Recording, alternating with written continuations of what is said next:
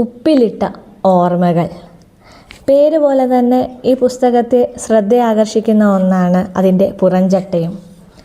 പഴമയുടെ ഓർമ്മകളെയൊക്കെ ഉപ്പിലിട്ട് വെച്ച എഴുത്തുകാരൻ വീണ്ടും അതിൻ്റെ രുചി നുകരുകയാണ്. വെറുതെ നടന്നുപോയവരൊന്നും വെറുതെ നടന്നുപോയവരല്ല. നമ്മുടെ ഓർമ്മകളിൽ ചില ഏറുപടക്കങ്ങൾ എറിഞ്ഞുകൊണ്ടാണ് അവർ കടന്നുപോയത്. ചിലപ്പോൾ അവർ ജീവിച്ചിരിക്കുമ്പോൾ തന്നെ അത് പൊട്ടും. മറ്റു ചിലത് കാലങ്ങൾക്ക് ശേഷം നമ്മുടെ ഓർമ്മകളിൽ പൊട്ടും. വെറുതെ നടന്നുപോയ ആ മനുഷ്യരെ നാം കല്ലെറിഞ്ഞു പരിഹസിച്ചു. നമ്മൾ ഒരു സോറി പോലും അവരോടൊന്നും പറഞ്ഞിട്ടില്ല. ആവശ്യത്തിലധികം സോറിയും എക്സ്ക്യൂസുകളും പറയുന്ന നമ്മൾ പറയേണ്ടവരോട് പറഞ്ഞിട്ടില്ല. അങ്ങനെ ഭൂതായനങ്ങളിലേക്കുള്ള ഒരു കടന്നുനോട്ടം കൂടിയാണ് ഉപ്പിലിട്ട ഓർമ്മകളിലൂടെ താഹാ മാടായി നമ്മളിലേക്ക് എത്തിക്കുന്നത്. നമുക്കും അത്തരം ഓർമ്മകളെ ഒന്ന് രുചിച്ചു നോക്കാം. സ്നേഹപൂർവ്വം, ഐശ്വര്യ.